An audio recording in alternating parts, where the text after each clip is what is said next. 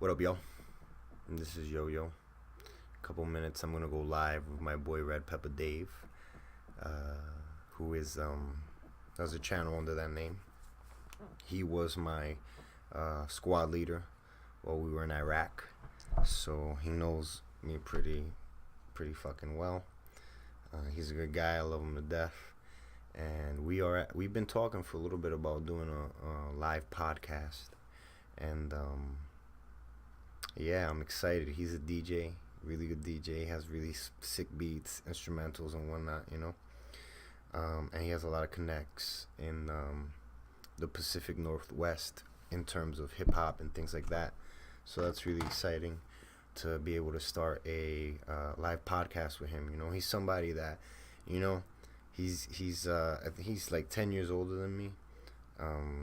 And I admire the fuck out of this dude. Like he's a really good friend, man, and he's I don't really usually get excited about men, because whatever, they're fucking dudes, and I'm not gay. Um, Although I do like trannies, but but that's beside the point. But the real point is that yeah, this is a dude that is just a bad motherfucker all around. There is no bitch in this dude.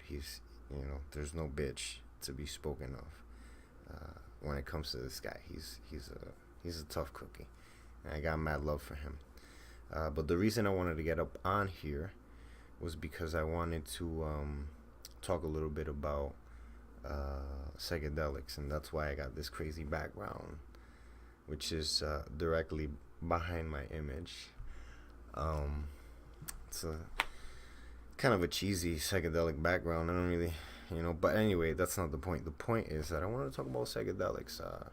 It's been a while. It's been about year and a half since I did anything, and then the last time I did, I tripped for a month on LSD. I was taking, it went from taking like one or two hits a day to it wears off pretty quickly. You build a tolerance very quickly when it comes to LSD. So it went from like the first couple days I was doing like maybe like two hits. But by day 10, I was doing like 5 hits. And I'd say by day 20, I was doing like 10 hits a day. I was just taking straight blotter papers, like chunks of blotter paper, and just stuffing them in my mouth. And it still wouldn't get me high. And it was crazy because then after that, I drove. I drove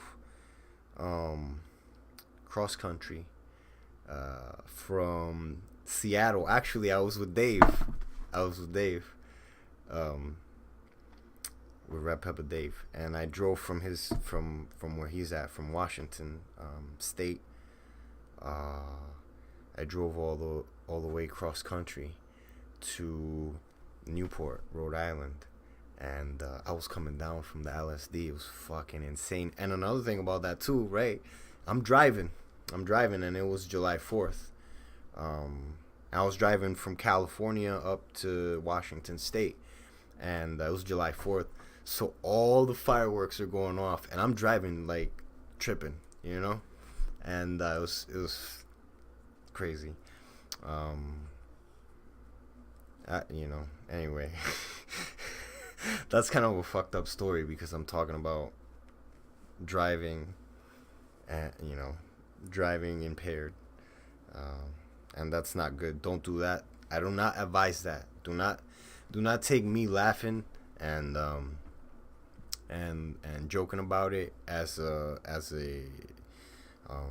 support for that kind of behavior. I think that's really shitty, and you should not drink and drive or take LSD and drive because you really get hurt. I did it because I'm a dumbass, and that's just what it is. But anyway, so yeah, psychedelics, they're really crazy. I started doing them when I was 15, and I was it was a really crazy time in my life because I was kind of a dork, but not really. You know, I was smoking weed and doing things like that. But prior to all that shit, I was a total dork. I really didn't. I had a little bit of social anxiety and all this shit. And then my stepdad, actually, at the time, he he saw that shit.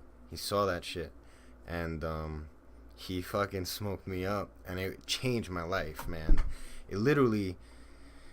I remember the first time I got high. It fucking it changed my life, you know. And this is on weed, not on the psychedelics.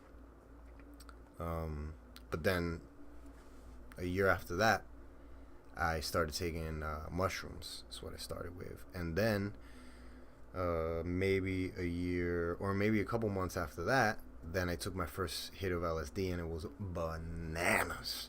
I was with my buddy Grimsing Muff, who's he's a producer and a rapper and a musician and all that stuff. And Grimsing Muff, you should look him up. And we were chilling, you know, so I take this hit of LSD, and this motherfucker's always had like a beard and like long hair, and he's mixed, you know, white, like French Canadian, and like Micmac and all this stuff. So he's like brown, you know. So he has strong features, like really strong features. But when I was tripping, they turn like demonic, and it's crazy. But sometimes I'll look at my face while tripping, and cause I also have like a strong chin, fucking strong features. So sometimes I'll look in the mirror, and while tripping, and I could see that the morph. But that was the, you know, I saw Grim not look. I was looking at the dude, and then he morphed, man. It was just bananas. And then a little bit after that, I started seeing like all these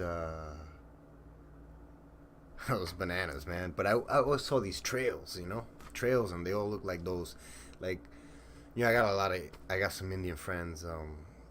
You know, these people, I consider them my family, you know, love these people.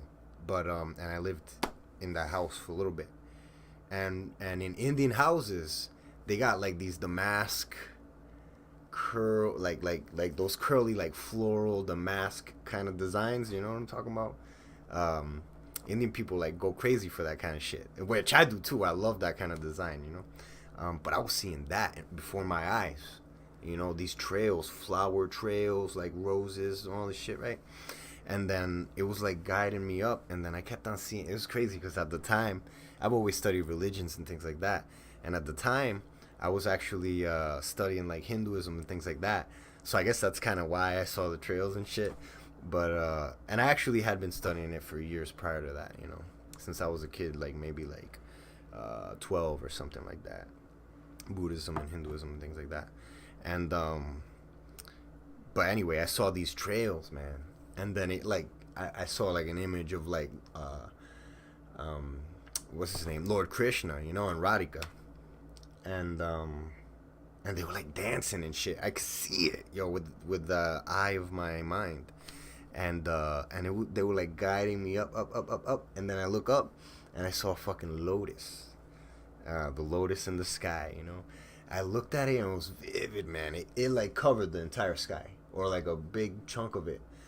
So I'm looking at the sky, and I look at it, I see it for like a second, and then it goes and turns into a tornado and launches itself into outer space, man. It was wild.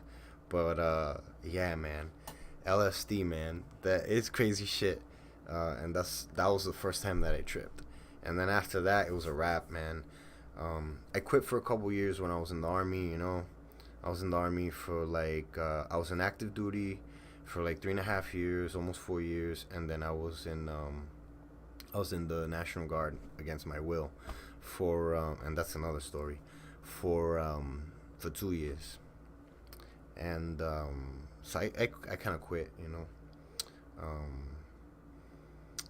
You know, although I would indulge sometimes in herb when I was in the Guard, not when I was in the Army. And towards the end of the Guard, really, because I really didn't give a fuck about it. And really didn't give a shit. Didn't care about any of the people. Well, some of the people, but I didn't really, you know, because when you're in the, you know, you want to be like, when you're in the military and doing things like that, you want to be able to trust the people that you're with, and I just didn't really trust that anybody would have my back.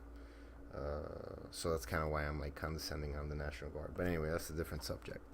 Um, anyway, I'll talk about that some other time, just not right now. Right now we're talking about psychedelics. So yeah, man, and after that was a wrap. I quit doing them for a couple years, but then when I got out of the army, immediately after I got out of the army, um, I clicked up with an old buddy of mine who's actually an old buddy of my buddy Grim Simmuff as well. I don't know if I should mention his name because we're not really even cool.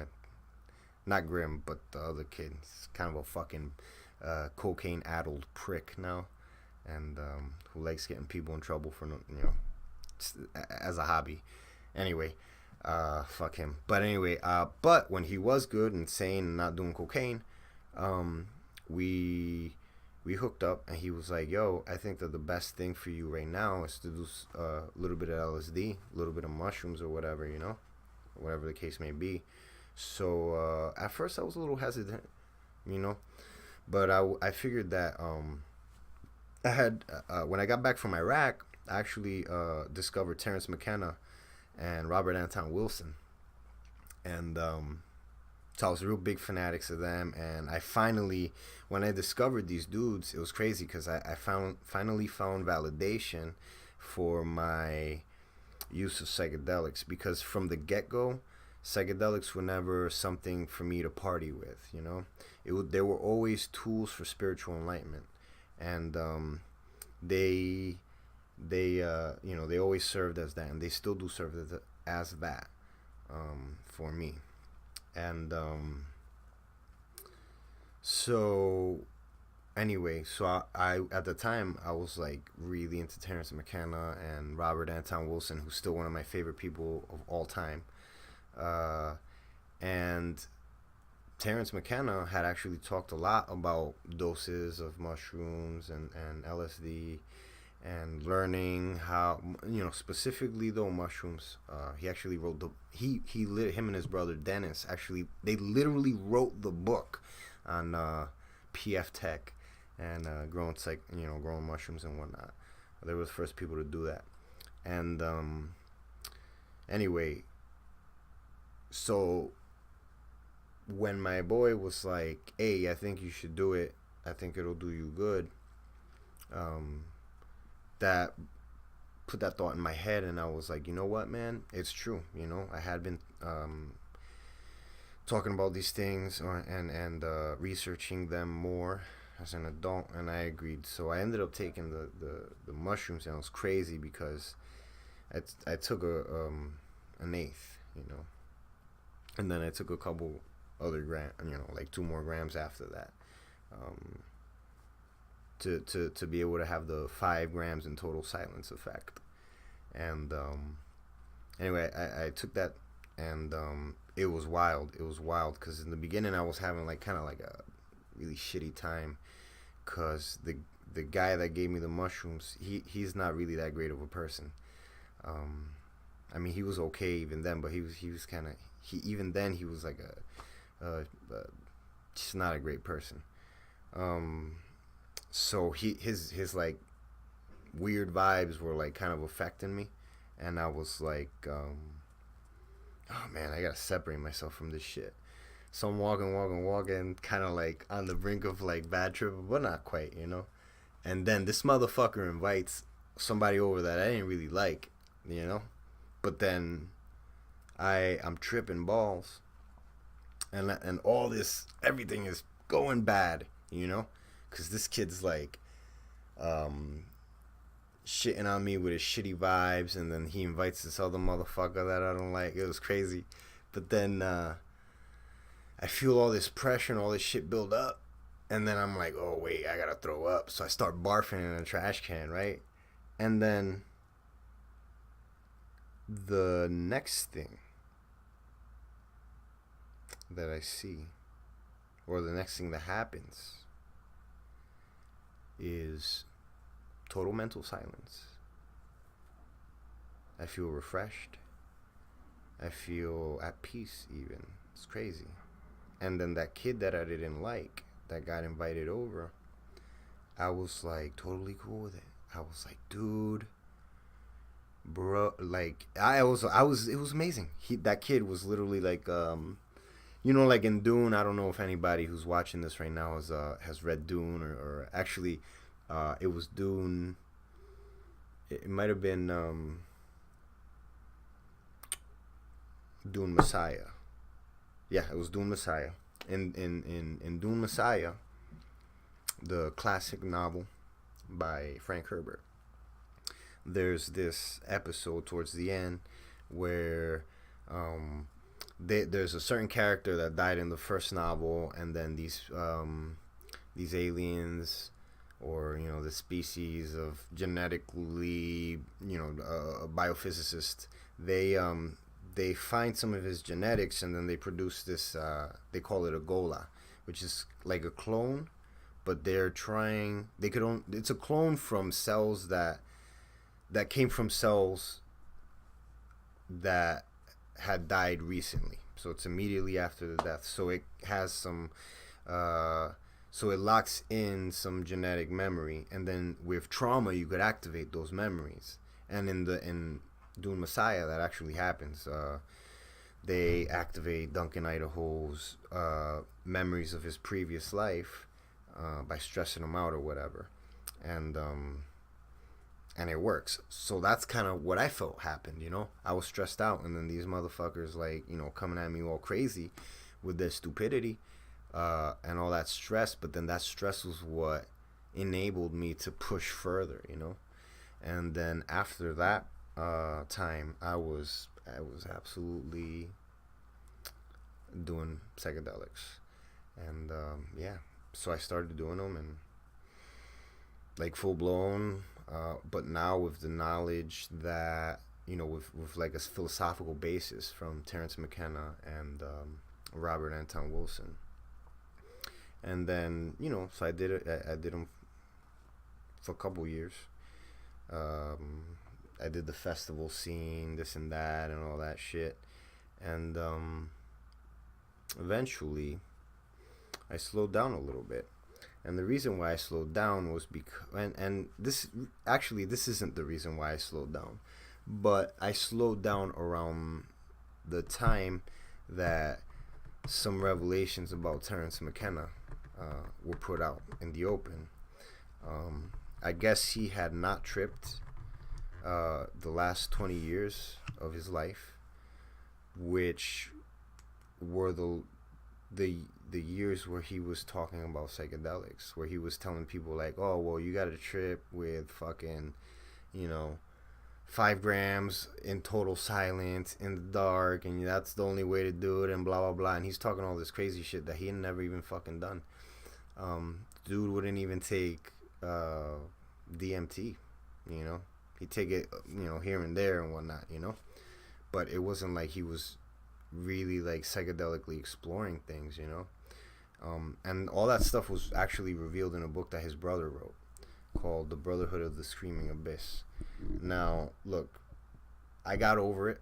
I was actually really kind of pissed, because I wasn't pissed. I was kind of disappointed though, and I was like, wow, I spent a lot of time, like, I gave this dude, a lot of respect and a lot of like, I gave him a lot of stock, his ideas and whatnot, and he wasn't even really practicing what he preached. And I ended up getting over it. Whatever, it's your prerogative. You do what you're gonna do in life, and it was a lesson. It was a lesson that I learned. Don't deify people. Do not do that. So there's that. And but then after that happened, I started to slow down, and then I had a relationship with this girl who I loved her to death, and we were having a little bit of issues, and she's like, look, well, you got to stop doing the psychedelics.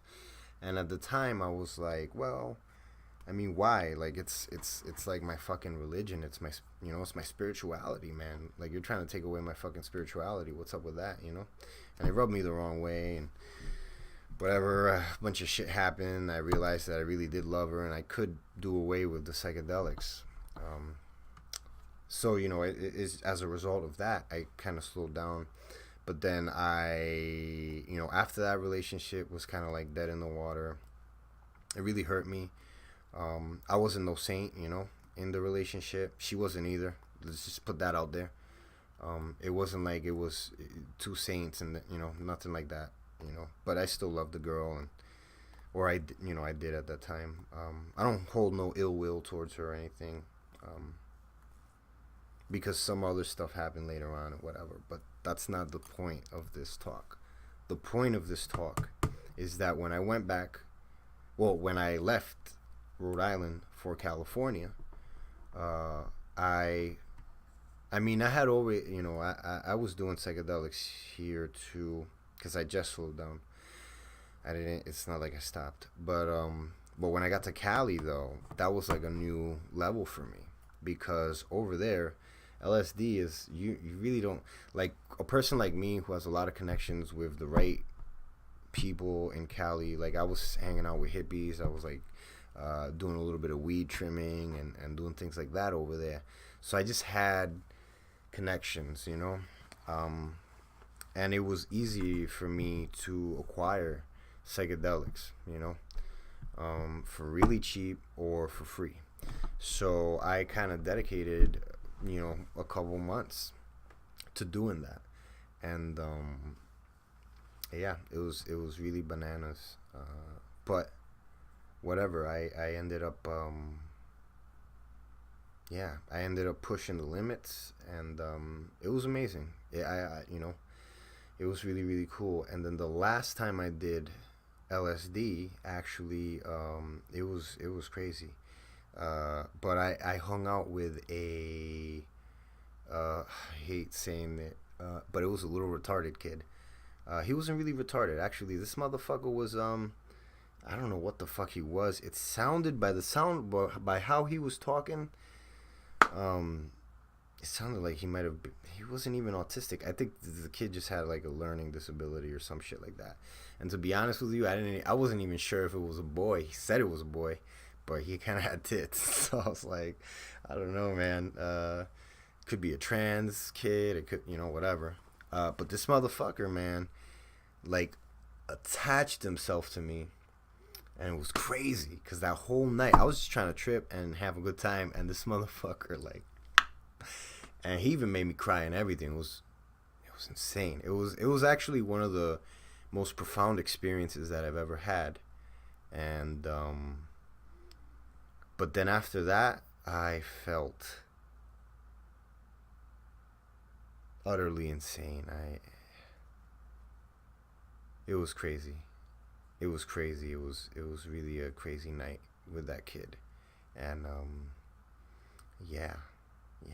It made me run back to where I was at, cuz I was in Arcata, California at that time.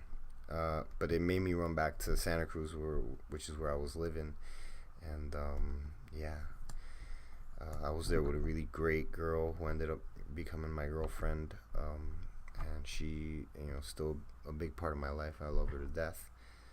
But yeah, I like pretty much ran back to her arms, and then she ended up getting in trouble in her house, in the house she was renting and all that shit, and we decided to just road trip, and then I haven't taken LSD since then, or any psychedelic. Just smoked a little bit of weed. And yeah, man, psychedelics are an amazing thing. They are a thing that I really think psychedelics have the potential to help people with PTSD and with other mental illnesses, with drug addictions. People that are dying seem to draw a lot of benefit from it, relaxes them more, and lets them accept death. So there's a lot of, really great things about psychedelics, but I think that the main problem, the reason we why psychedelics aren't accepted in this country, it has to do with the fact that if we were doing psychedelics and we really did get away from of our addictions, like coffee and sugar and all this shit, which are addictions, you take psychedelics, you really do start changing your eating habits. You really do start like reducing certain things and doing things more in moderation and actually thinking things out. So I think that if there was a mass use, well, for the sake of the government, there absolutely cannot be a mass psychedelic rebellion, let's call it, right? Where everybody decides, you know what, I'm gonna fucking turn on, tune in, drop out. The government can't afford that, because everybody would be like, wait, what the fuck are we doing?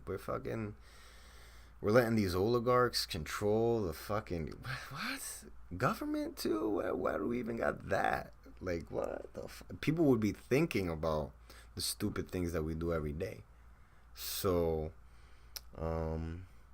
yeah, psychedelics really has the potential to change an individual in a profound way, and also society in general can be changed in a very profound way with psychedelics. And it's not in the best interests of the people that control the society to actually allow people to just do psychedelics in peace. Things like the Native American Church and Santo Daime and the UAV, Union du Vegetal, which are psychedelic religions.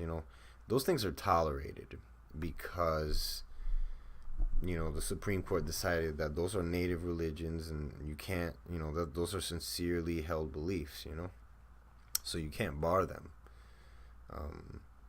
So that's like, the one weird anomaly in our society is that we allow these, like, Brazilian and Native American religions to operate, with DMT and peyote. And but that's really the exception, and they don't want a lot of people engaging in that stuff. And that's unfortunate, man, because psychedelics really do have the potential to solve a lot of society. Well, not solve, right? Because psychedelics is just a tool. No tool solves a problem. Humans solve problems. But if we were allowed to use this tool to solve our problems, then it would be one of the most profound tools that we could use, to solve our problems. But anyway, yeah, it's I think psychedelics are incredibly important, and I think that they are really something that we really need to open up more, and we need to permit more people to do them, and we need to really open up our tolerance for the consumption of metabolites, because we do it with coffee. It's uncontroversial for somebody to go. I mean, the other day I was hearing some kids, or some, I don't even remember, but there was a gaggle of kids, and an older person was like, oh yeah, nobody drinks coffee here, right? And there was one kid that's like, oh yeah, I drink coffee every day. And the older person just kind of smiled and like dismissed him and whatnot. And maybe the kid doesn't drink coffee every day, but let's say if the teacher was like, hey, who here smokes weed? And a kid was like, oh yeah, I smoke weed every day with my parents let me smoke weed. That would not be a laughing matter at all. Those parents would be, they'd be in jail. The kid would be taken away for child neglect. But we don't do that with coffee. We don't do that with sugar. Sugar is a crazy ass drug. It's very, very toxic, and we take it in. We don't care. And but nobody considers that, child abuse. And then we people sit there and wonder, oh, hey, why do all these kids got all hyper and shit, And it's just like we're so disconnected from our fucking food, because we really do mostly eat sugar, grains and carbohydrates and things like that, which is what composes most of the American diet. Unfortunately, that's all sugar, and sugar is a fucking drug. So we're over here walking around overstimulated and shit, and yeah, the government, society doesn't really give a shit. But if you walk even a little bit, if your eyes look at even a little bit out of place, out of the ordinary, a little bit red, pupil slightly bigger, if any of that happens to you, off the bat, people want to take you to rehab and ask you what's wrong and all this crazy shit, and it's amazing, and that, I guess that's the one of the main problems with our society is that we kind of we double think these things, we double think a lot, and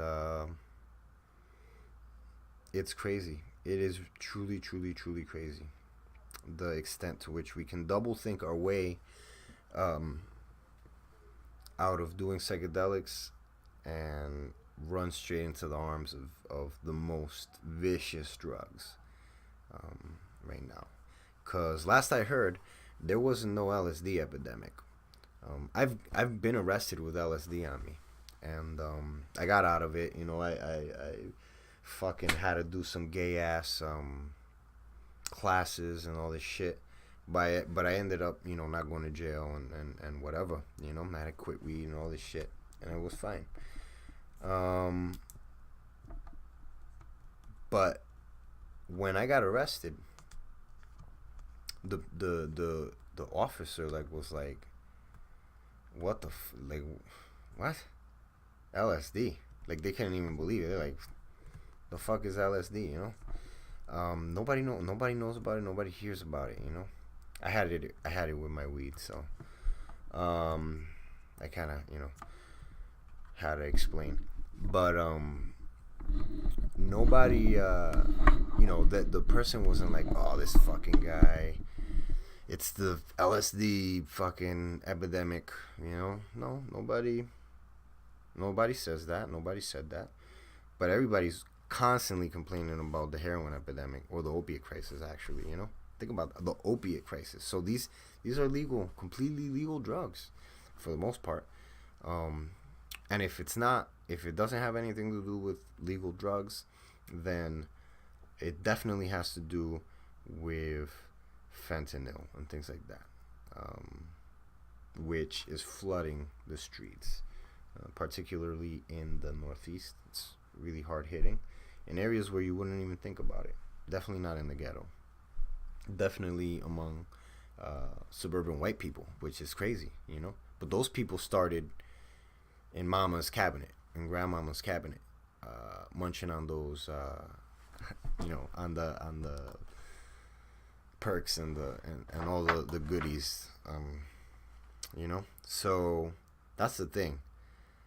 We don't worry about those, but there's an epidemic of that. But nobody seems to. I mean, we're working on it, legislation and all that stuff, but it took a while. But things like LSD and shit like that, there is no epidemic of that yet. It's the government will not permit people to use that, and it's just all bananas. It's all crazy, the hypocrisy, the craziness of it all, And I just ranted a bunch, but yeah, those are my thoughts, and I think that to wrap this up, psychedelics really do have a use. If heroin has a use, not heroin, but if opiates have a medical use, LSD and mushrooms definitely have a medical use, and I think we really need to seriously look into that kind of thing and make it happen. So yeah, I will upload this, and then soon I will be going live with my boy Red Pepper Dave for our first, or actually our zeroth episode of our joint podcast. So yeah, y'all have a great day, and I'll see you in a couple moments.